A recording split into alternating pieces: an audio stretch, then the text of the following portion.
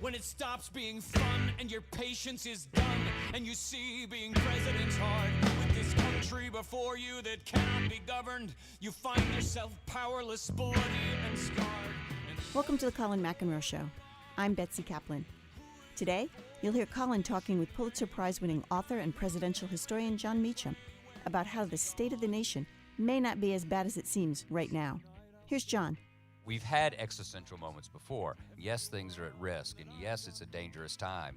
To me, what's inspirational about history is not that they were different than us, but that they were just like us, and they managed to leave things just a little bit better off, and sometimes more. Colin and John spent an evening together this week at Infinity Hall in Hartford to celebrate the second annual Jack Chatfield Speaker Series presented by Watkinson School. The conversation, including audience questions, went on for almost 2 hours. We bring you our favorite 49 minutes from this great evening. All right, so we're going to begin with a little segment that we like to call You Think It's Bad Now? So one of the things that I think most people believe is that they've just lived through the worst, most acrimonious election in American history, that there's never been anything as horrible as this beforehand, nor ideally will there ever be anything so awful again. I think you know better. We could start in 1800. We could start with we could start with Jefferson versus Adams, right? Yeah. That is, nobody called anybody hermaphroditic in this election. No, but if Trump knew what that meant, he would have. Low-hanging fruit, but fruit tastes good. Yes, 1796 was the first competitive race. And remember, George Washington hated criticism so much that he actually considered not standing for a second term. He commissioned a farewell address in the end of his first term by James Madison, because he just thought the newspapers were too tough on him. This is a guy who never had a competitive race. So this is a perennial force. But 1796, Adams and Jefferson run against each other. Newspapers in your fair state wrote that you could have God and Adams or no God and Jefferson. So there was a little bit of hyperbole at work there. No one mentioned bad hombres, but they might have if they thought about it. You know, campaigns tend to the hyperbolic, and some tend to what Richard Hofstadter called the paranoid style in American politics.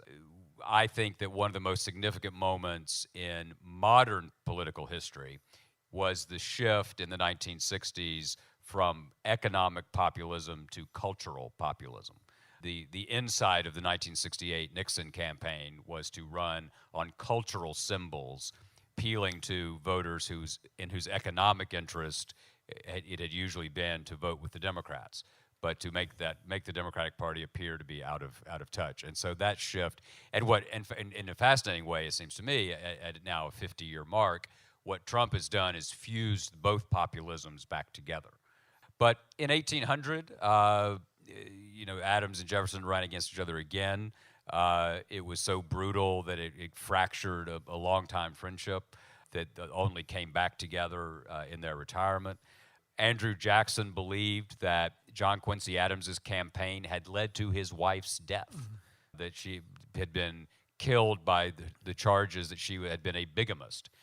The fact that the charges were true actually was not dispositive. So I come from the South. We have a different way of looking at these things. And they weren't cousins, so it's okay. Well, but I want to, before we get to Jackson, I want you to tell a couple of stories. I mean, many of these people have read the books, but not everybody has. So tell the story of, I think one of the amazing stories is the James Callender story. This is this guy he's kind of Jefferson's Dick Morris in a way. He's like a guy you think you can control, but you can't. Yeah, I'd say Steve Bannon at this point. Well, maybe, all right. Yeah, Callender was a Scottish journalist. In those days, journalists meant partisan, right?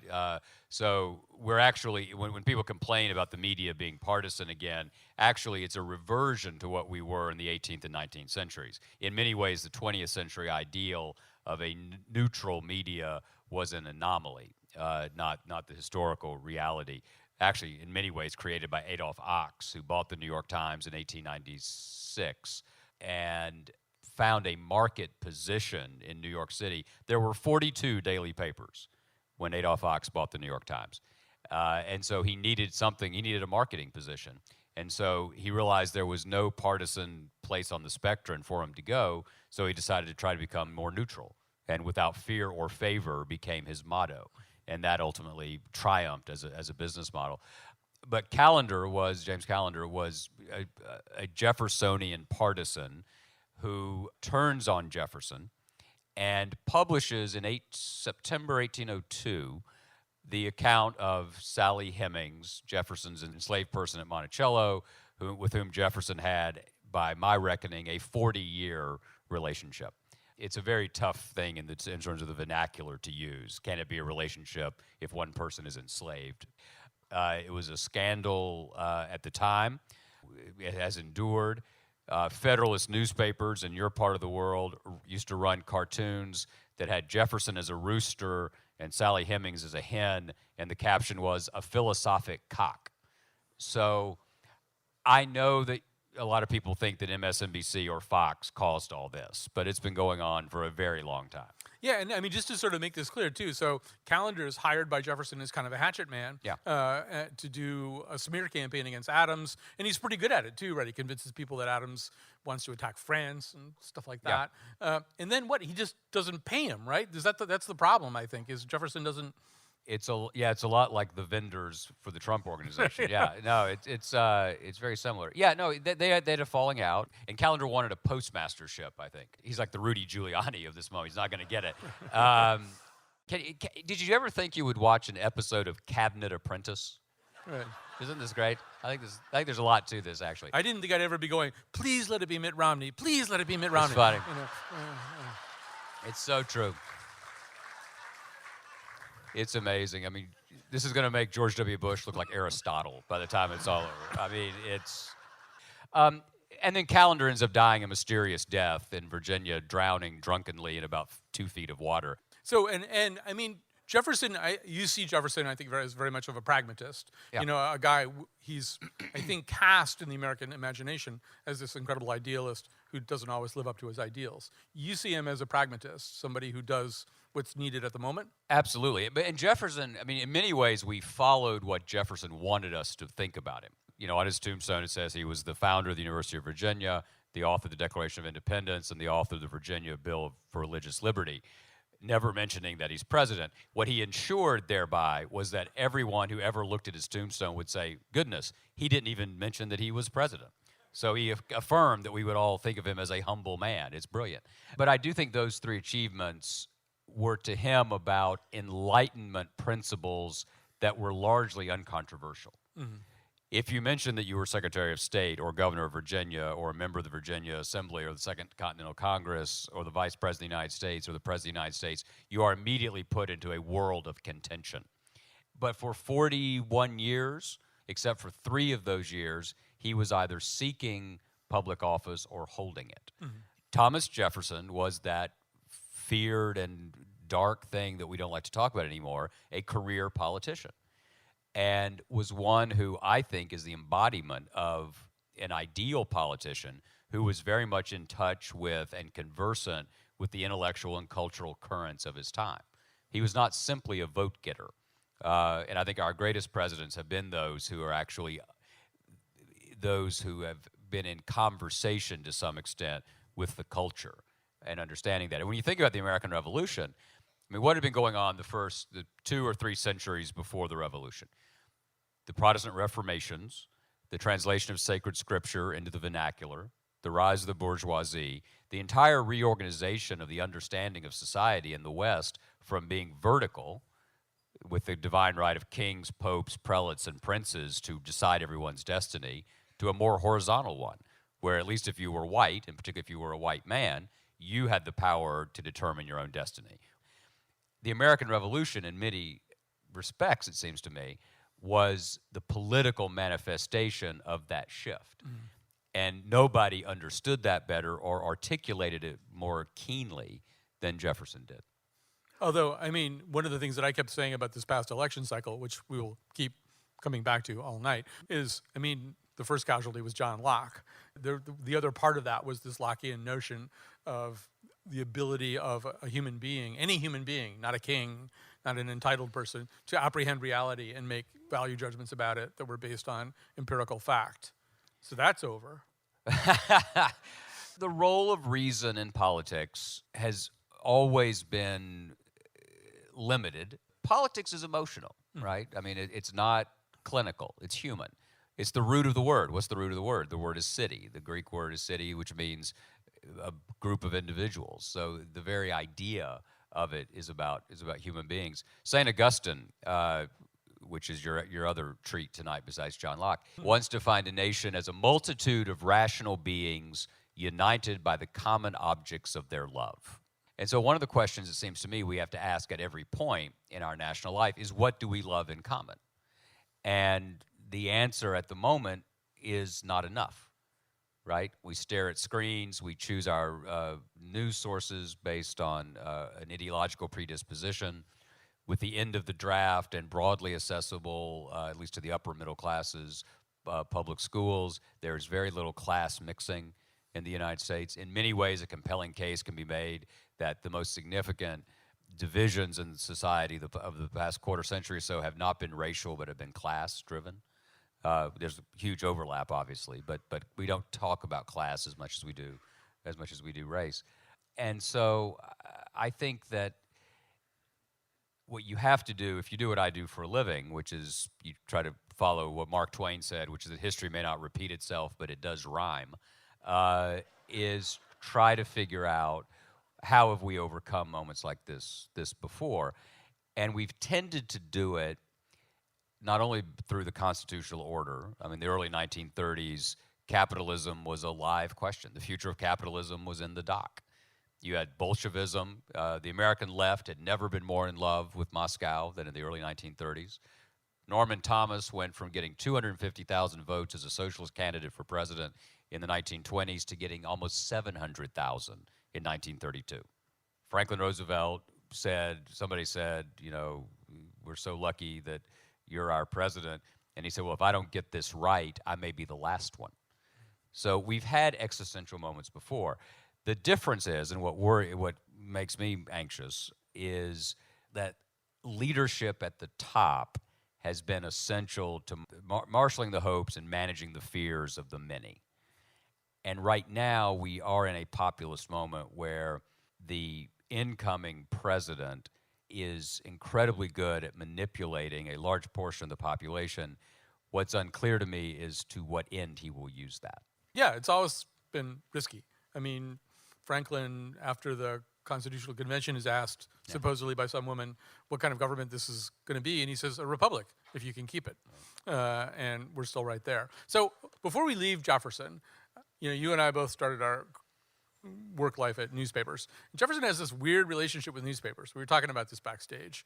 So at one point he says he'd rather have newspapers but no government than a government with no newspapers. That's how much he likes newspapers. Right. On the other hand, at a certain point, he gets really tired of newspapers. So you've got him in 1803, I think he's writing to McKean, the governor in Pennsylvania, saying, it's not that I don't like newspapers, but I'm really sick of some of these newspapers. Right. But he's basically saying, I wouldn't mind if somebody kicked a few of these newspapers in the shins. In Connecticut, they're going after our beloved Connecticut Current for libel. At a certain point, he ran out of patience with Federalists who were writing horrible stuff about him.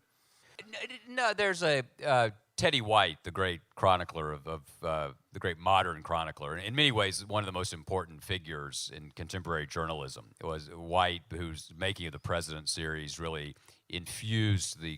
created this idea of the campaign narrative as an Arthurian quest. It raised handlers and managers to these novelistic characters.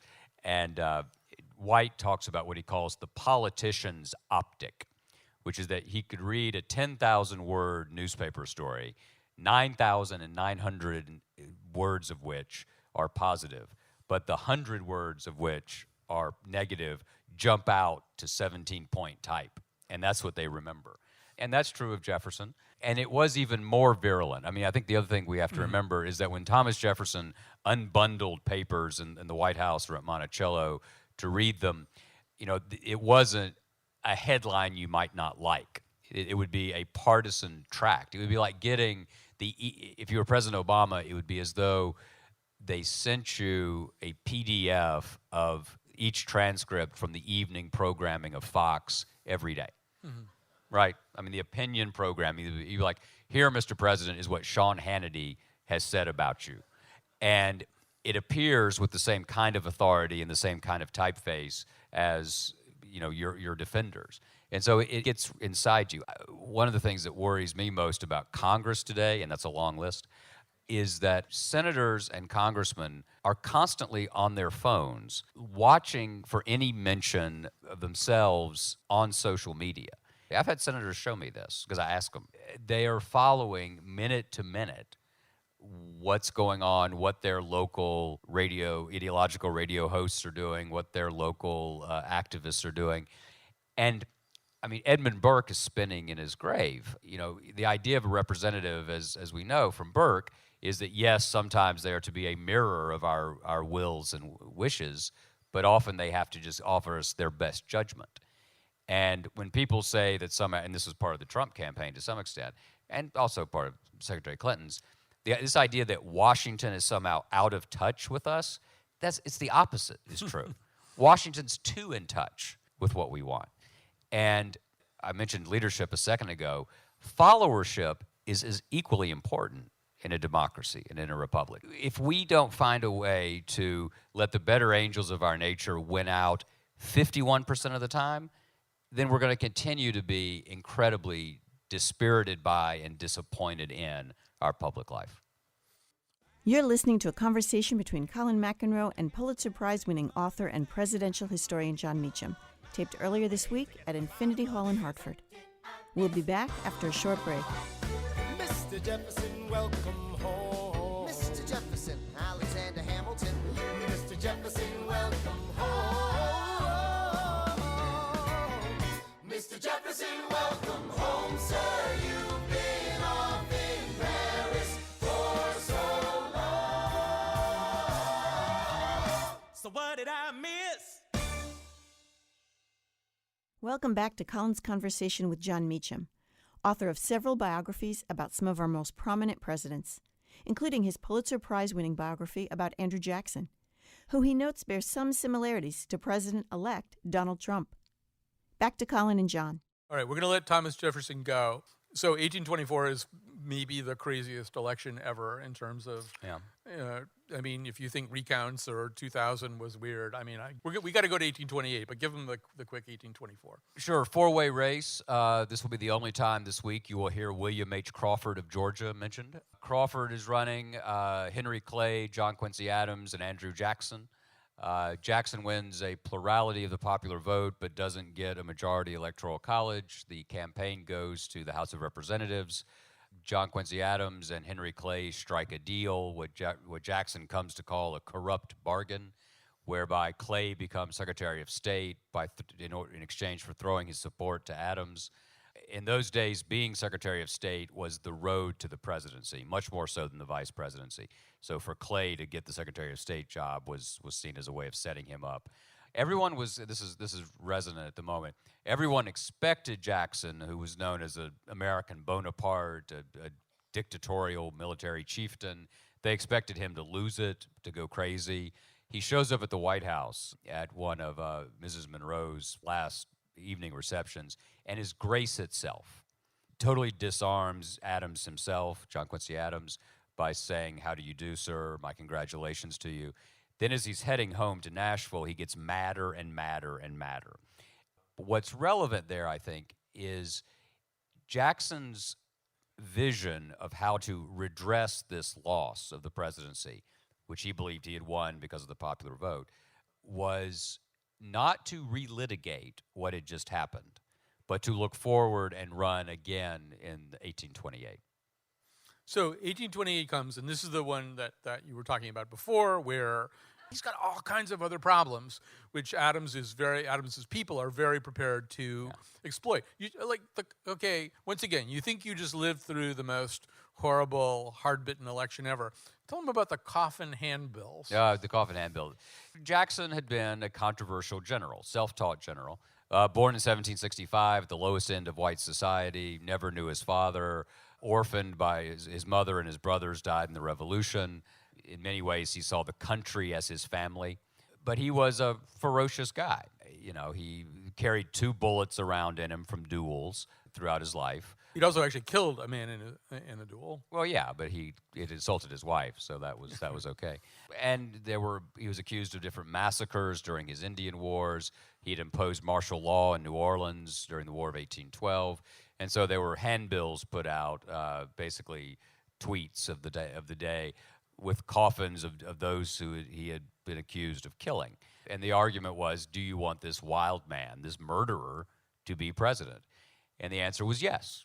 The country did. And Jackson answered by, I mean, of all the things you can accuse poor John Quincy Adams of doing, procuring prostitutes for the Russian Tsar is not high on the list. And that he had stolen money for billiards tables. It was just all the kind of what we would now call, in a very high-minded way, character issues. Mm-hmm. Politics was tough even then because it was a democratic, lowercase d, enterprise. And the suffrage was widening in the 1820s. Progressively through the decades, more and more people were able to participate. The means by which candidates could reach those voters were expanding. The number of newspapers, the capacity of pamphlets, obviously. And so many of the techniques and mechanics of politics that we think of as new, or at least dating from, say, the rise of television, were very much at work in the early republic. The world felt faster, the world felt smaller with the rise of mass print. And Jackson was a creature of that. Just so we're clear about the coffin handbills, though, some of them refer to, I mean, he basically executed some of his men out there on the trail without due process, as we say. You're so picky about that up here. Yeah, sure. I mean, Jackson, I wouldn't. And we don't really know what they did either. No, I mean, this raises a very important question, which is, to what extent do we hold people of the past to moral account? Are we better off judging people by the moral standards of our time, or do we have an intellectual obligation to judge them by the moral standards of their time? So therefore, if you're talking about Jackson and Native American removal, for instance, all right, let's think about it. What were the moral voices of the time? Were there voices of reform arguing against removal? And there were some, but it was not a widespread movement. Andrew Jackson was on the extreme edge of the mainstream on removal and on slavery, but he was within the mainstream. And as Arthur Schlesinger used to say, self-righteousness in retrospect is easy, also cheap. And so my own view of the moral utility of history is that if some of the best figures of the past could get things so woefully wrong, then what are we pushing to the side because of political, moral, economic, or cultural convenience? There's always the question that I have, should we be alarmed when they're fighting like cats and dogs, or should we be more alarmed when they're getting along about stuff? But I think there are moments that you depict that display a comity that we just don't see anymore. So in the Jefferson book, there's a moment where, Hamilton and Jefferson, they're cats and dogs, right? But there's a moment where Jefferson, I think, decides, you know what, we're going to have dinner because men of sound heads and honest views need nothing more than explanation and mutual understanding to come to some kind of agreement, right? Yeah. And so they do. They sit down and they have dinner and they work things out. Right? It's arguably one of the most important dinners since the Last Supper. The Jefferson-Hamilton thing is really interesting because, and not just because of Broadway, but they never reconciled. Mm-hmm. They were, as Jefferson put it, like two cocks in a pit. They disagreed over everything. I sort of really, as a biographer of Jefferson, I really wanted him, after the duel, to have said something kind about Hamilton, but it's not there. And to some extent, the Jefferson-Hamilton idiom continues to recur in our politics. But at one point, Washington was very worried about not their partisanship necessarily, because we're all going to be partisan. So Washington, realizing that Hamilton and Jefferson were just disagreeing because the other one said something, wrote them both a letter. And it said this, how unfortunate it is that whilst we are encompassed on all sides with avowed enemies and insidious friends, that internal dissensions should be harrowing and tearing our vitals. Reflexive partisanship is what we have to guard against, not partisanship itself. You know, there's a similar kind of moment in your Jackson book, and we know that, you know, during the 19th century, things were often very, very contentious in Congress. You had people hitting each other with canes and stuff like that. But there's this incredible moment. It's in 1830. Daniel Webster and Robert Hayne are having these debates, and it's Ali versus Fraser. It's about protective tariffs, but it's really about the future of the Union. And so Webster very typically gets up there and just gives this corker of a speech, and he gets back to his seat, and somebody else who I think goes unnamed says, "You had better die now and rest your fame on that speech." Yeah. And Hayne, who is his blood opponent in this thing, said, "No, a man like who gave a speech like that should never die." And I don't think Mitch McConnell and Chuck Schumer have these kinds of No. That's the great Webster speech that generations of school children had to memorize. You know, liberty and union, one now and forever, one and inseparable. But that's a big definitional argument. And do we have today people in the Senate, people in our politics who could do that? I think if the moment were there, I do think that we could. Because one of the reasons I do what I do is that nobody, as David McCullough has said, nobody walked around in the past say, "Hey, I'm living in the past. Look at this." You know, it's all conditional. It's all contingent. You know, Webster had vicious opponents. Jackson, you know, could barely survive politically. Lincoln began his term saying that slavery was safe where it existed. FDR interred the Japanese. It's never clean. It's never perfect. And to me, what's so inspirational about history is not that they were different than us, but that they were just like us. And they managed to leave things just a little bit better off. And sometimes more. I live in a state where 50 years ago, voter registrars, when an African American came in to register to vote, would put a box of soap on the counter and say, "If you can tell us how many flakes of soap are in this box, we'll register you to vote." Neighboring cities here burned in the 1960s in riots. You know, yes, we have a long, long way to go, and yes, things are at risk, and yes, it's a dangerous time. And just because things were bad in the past doesn't mean it's not bad now. But we have a certain obligation, it seems to me, to each other to have a sense of proportion about this and to remind ourselves what's really important and what's really worth fighting for. And your colleague, Rick Perlstein, lately has been using the phrase historical narcissism, this notion that we are living through this incredible crisis that is unlike any other crisis. You know, I look back on Kennedy now. This was a very, very physically ill man who was taking shots of amphetamines and human placenta and God knows what else, and using other kinds of drugs to control this horrible physical condition he had. And we're in one of the scariest historical times that we could possibly be in. And he was fabulous in the Cuban Missile Crisis, but I feel like that was a roulette wheel, you know? I mean, if this is a man who was really, really in a lot of trouble physically and psychologically, and we somehow or other lived through that. Yeah, one of the tragedies of Dallas, which we just commemorated, 8 days ago, was that it's one of the cases where we can watch a president learn on the job.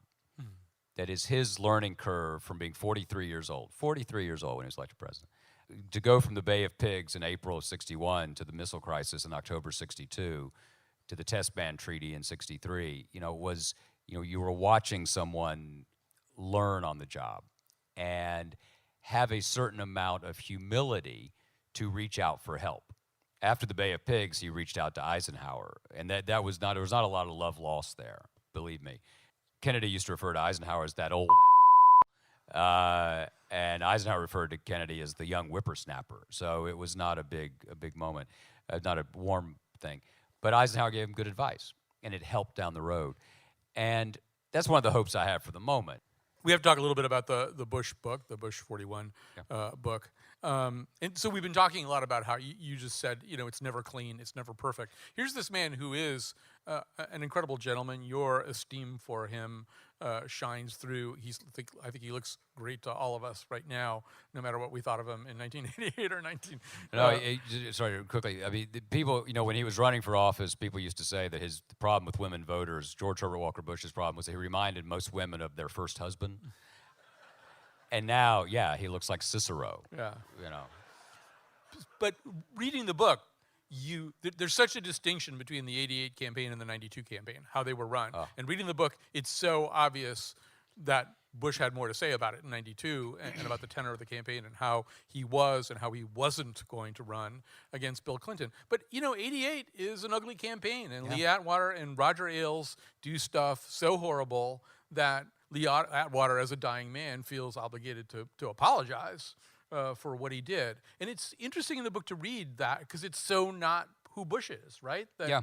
I don't know. I mean, tell me Well, what it's you one think of the about that. many contradictions, and y'all are responsible. Thanks. He's a Greenwich Country Day School. He's one of the most innately empathetic and warm men I've ever met. The reason I did the book is because I'd never experienced in my journalistic career of 30 years or whatever, I'd never experienced such a gap between the public impression of someone and the private reality than when I met George Bush Sr.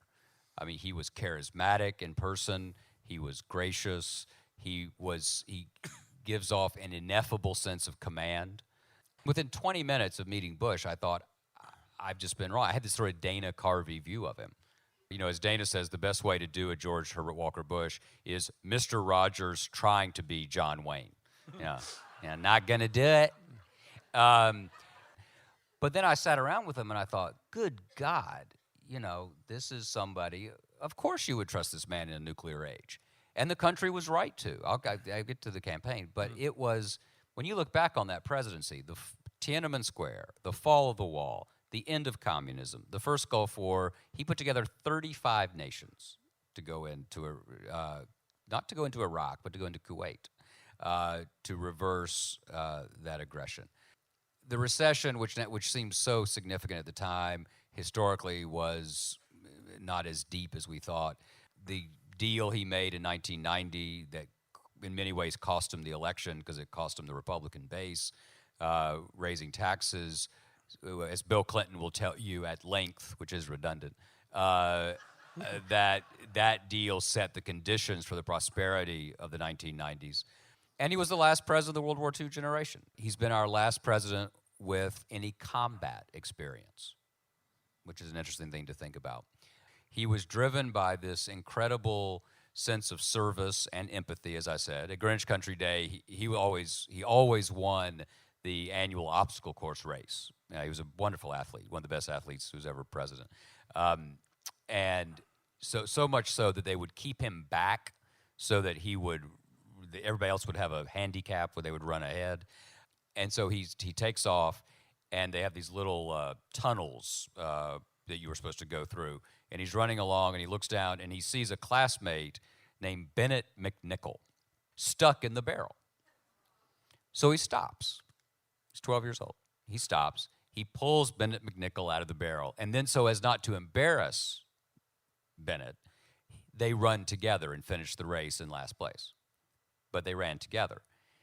And I'd heard that story not from President Bush, but from a McNichol. And when I asked him about it, we did 9 years of interviews for this. It was like the world's worst wasp-on-wasp therapy. He'd cry, I'd cry, and then we'd have a drink. I said, well, why did you stop? And he really looked at me as if I were crazy. And he said, well, I'd never been stuck in a barrel, but if I had been, I'd want somebody to pull me out. You idiot. But he was also as driven a man as ever held the office, as competitive a man as ever got to that place. And that was the drama. That is the drama in his head and heart, is he wants to win, and if somebody has to lose, that's fine. That was in 1988. That was Michael Dukakis. And he really believed Dukakis was outside the mainstream. We can argue about that all night if you want. I asked him once, I said, whenever I ask you, sir, why you went into politics, you say it was service. And I said, but, if it were just about service, sir, with all respect, you could have opened a soup kitchen. You sought ultimate authority in a nuclear age. Why was that? And I asked him that one morning in Houston, and he didn't really answer, and we moved on to something else. That was, say, at 9 a.m. At 4:30 or so, I was at the house. We were in his office in the morning. I was at his house in the afternoon, and Mrs. Bush was there, and the three of us were talking. And all of a sudden, he looks up with no context, no reference to anything that was going on in the room at that moment. He said, "It's be number one. It's be the captain of the team. It's win whatever it takes. Within the rules, but win." That question had been bouncing around in his head all day, and he was answering it 8 hours later. And so he was, by God, he was going to win the presidency. And Michael Dukakis was in the way. I said to you a couple of times as we were leading up to this, I did want to talk a little bit about American Gospel, which is a different kind of book. It's your exploration of the role of religion in American life and what we understand about separation of church and state. And once again, we're sitting in Connecticut. Danbury's about 60 miles away. That's where your friend Thomas Jefferson reaches out to some beleaguered Baptists. And it's where the phrase first occurs, right? Separation of church and state? Well, it's the first time it appears in American public life. It had begun, it's actually a phrase from the Anglican divine Richard Hooker, who talked about a wall of separation that would protect the garden of Christ's church from the wilderness of the world. The initial idea was not to protect the state from the church, but the church from the state. That the church was too important to be caught up in the political and imperial matters of the age. Jefferson picks the phrase up. My argument in the book you kindly allude to is that the great good news about the country is that religion has been able to shape us without strangling us. And we owe that to the political and cultural battles over religious liberty. Connecticut was at the forefront of that. Connecticut was also your ratifying convention wanted to rewrite the preamble of the Constitution to declare the country's allegiance to Jesus of Nazareth. And it was voted down in the ratifying convention here. We also had a state religion here till 1818, too. I mean, we had one of the reasons that the poor Baptists in Danbury were feeling so oppressed is because what we sort of call congregationalism now was the official state religion of Connecticut, and everything else was therefore lesser. It's a case where deregulation worked. The moment we got the government out of religion in most states, religion took off. You had the Second Great Awakening when government got out of the way. And so I think that religious liberty is one of the singular American contributions. So the notion, part of the notion is that religion can flourish but not be established. Right. And we are entering a period right now where one religion is being incredibly demonized by people in office. Anyway, we've been through a campaign where a religion, there's been an attempt even to strip it of its status as a religion, which I think does butt hard against the heads of the founders, as you've written about them. Absolutely. Jefferson said of his act in Virginia, it was meant to comprehend within the mantle of its protection the Jew, the Gentile, the Hindu, the Mohammedan, and the infidel of every denomination. We have made public professions of faith in a broad God. I call it prayer breakfast Christianity. But we have been stronger the wider we've opened our arms. The dots are there. The question is whether it's a pattern or not. And I think that's true. It's true on the Muslim question. I think it's true on a number of other questions about the other. Mm-hmm. I was asked a question about the crucible and whether there would always be a witch in American life. And the answer is yeah, there will be. You're listening to The Colin McEnroe Show, taped earlier this week at Infinity Hall in Hartford as part of the second annual Jack Chatfield Speaker Series presented by Watkinson School. I'm Betsy Kaplan, our producer for The Colin McEnroe Show. We'll be right back after this break. Stay tuned. It's the early 19th century, and we're gonna take this country back for people like us who don't just think about things, people who make things happen. Sometimes with guns, sometimes with speeches too, and also other things. 1, 2, 3, 4. Populism, yeah, yeah. Populism, yeah, yeah. Populism, yeah, yeah. Populism, yeah, yeah. This is the age of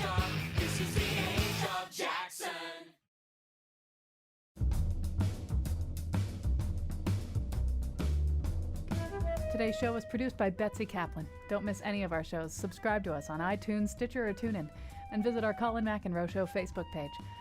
And now, back to Colin. Welcome back to Colin's conversation with John Meacham.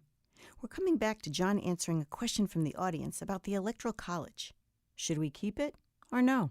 You know, the original idea was it was a Republican, lowercase r, check and balance. The original idea was that the college was going to be a deliberative body. It wasn't simply going to be this rubber stamp. And so this idea of faithless electors is a post facto contrivance.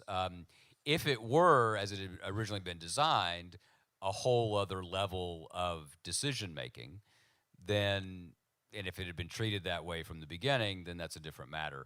As it is now, I think it's an anomaly. It's an odd piece of constitutional vestige, and you would nationalize campaigns. My vote would count again. I've lived in my adult life in New York and Tennessee. I've never mattered.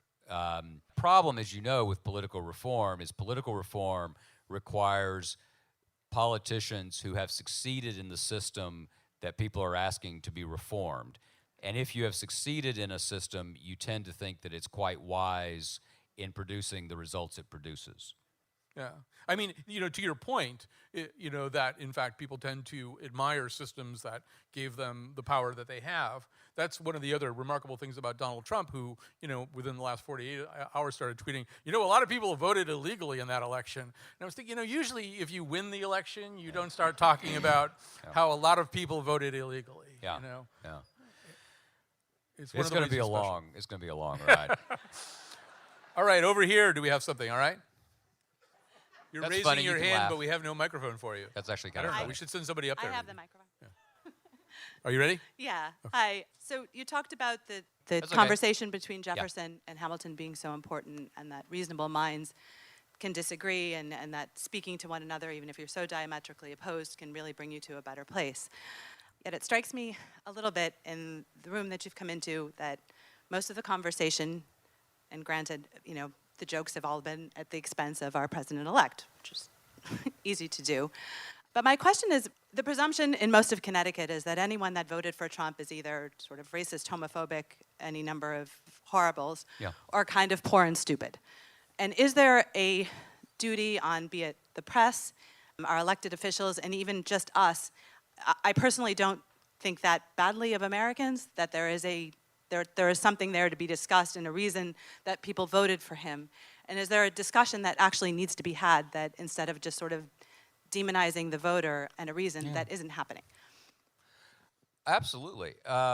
Unquestionably. But one point first. It is inarguable that the president who has won the Electoral College victory is the least conventionally prepared person for the office, right? Okay, so we'll stipulate that. And so therefore, if you're someone like me who only thinks about conventional preparation and chronicles that, that's going to loom pretty large, okay? So I think raising those questions is, to some extent, I would be practicing historical malpractice if I didn't. And I've had this conversation with the nominee. So I'm not saying anything to you I didn't say to him. Secondly, I live in a state where 92 out of 95 counties voted for Donald Trump. My next door neighbor had 2 Trump signs and a Trump flag. My across the street neighbor did not have a sign, but was very much for him. I totally understand why Trump won, both intellectually and emotionally. Part of it is a classic populist argument that if experts are so smart, then why are things the way they are, which is an explicit argument he made in his book that he published last year. Secondly, I think there are 2 numbers that explain what happened. One is 19%. Only 19% of Americans, according to Gallup, trust the federal government to do the right thing. That's down from 77% in 1965. So we've gone from 3/4 of the country trusting Washington to fewer than 1 in 5. The second is 135,000. That's the number that the White House suggests is the household income figure for a family of 4 to lead a classic post-World War II middle-class life. The household income in the United States today median household income is $57,500. So that missing gap and that number, that trust deficit, created the climate for this remarkable figure to come along and assume the highest office in the land. So I totally understand that. I totally understand why Hillary Clinton would not be seen as an agent of change. So I understand why this happened. I didn't really see it coming. To my mind, the question is, if you, is the classic formulation, to whom much is given, much is expected.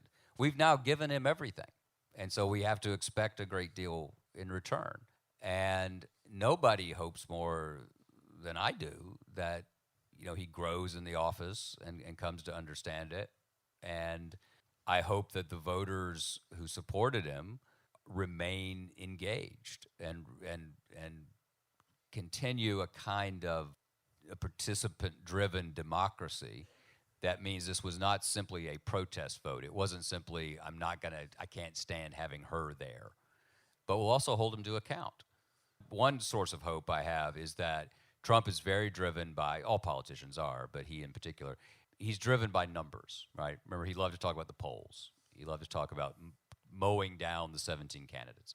The only number that's going to matter to him going forward, well, there are two. There's the economic growth number, there's the three numbers, stock market, but also his approval rating. The approval rating, I think if the approval rating is below 50, he's not going to like it. I think that may put him closer to the center than people think. But even those categories, I'm not sure really apply to him. I mean, he's not really a conservative, right? He's not really a liberal. We always say, this is what we want, right? We want someone who will be commonsensical. We want someone who will not be trapped by the shibboleths of left and right. Well, we're about to see how that works. I think it's a great question. If you really believe that there were 60 million people in your country who were either monsters or idiots, you really should move. We were talking backstage in the green room about the fact that, for me, two of the great pieces of campaign journalism this time were done by George Saunders and David Eggers, who are both primarily fiction writers. But they went out and they talked to people, and one gift that fiction writers have is the ability to climb into the heads of other people who are not like them and try to understand them. And if you read the reporting that they did, you get to her point pretty quickly, which is, yeah, these people aren't all either monsters or idiots. They have their reasons. They're not maybe reasons that you or I would accept, but you know. But you can't, you're right, but my view is you can't be for democracy only when you win. Right. And so this is what the country decided. Wish him well, because his success and our success are now inextricably bound up together. And that's America, and that's why America's difficult, and it's why it requires as much grace as we can muster. And I think it's safe to say that this is a moment where we need to muster a great deal of it. Thank you. All right, that was very well done.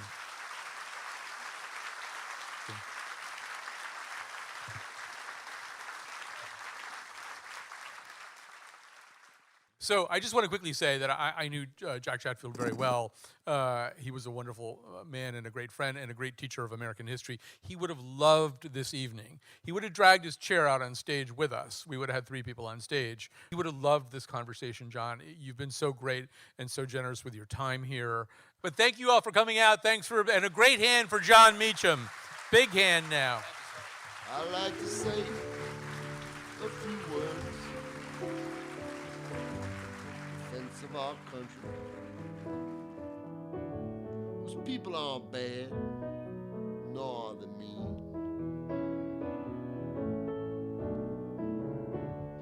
Now the leaders we have, while they're the worst that we've had, are hardly the worst this poor world has seen. Let's turn history's pages, shall we? Take the Caesars, for example. While the first few of them, they were sleeping with their sister, stashing little boys in swimming pools and burning down the city. And one of them appointed his own horse to be consul of the empire. That's like vice president or something.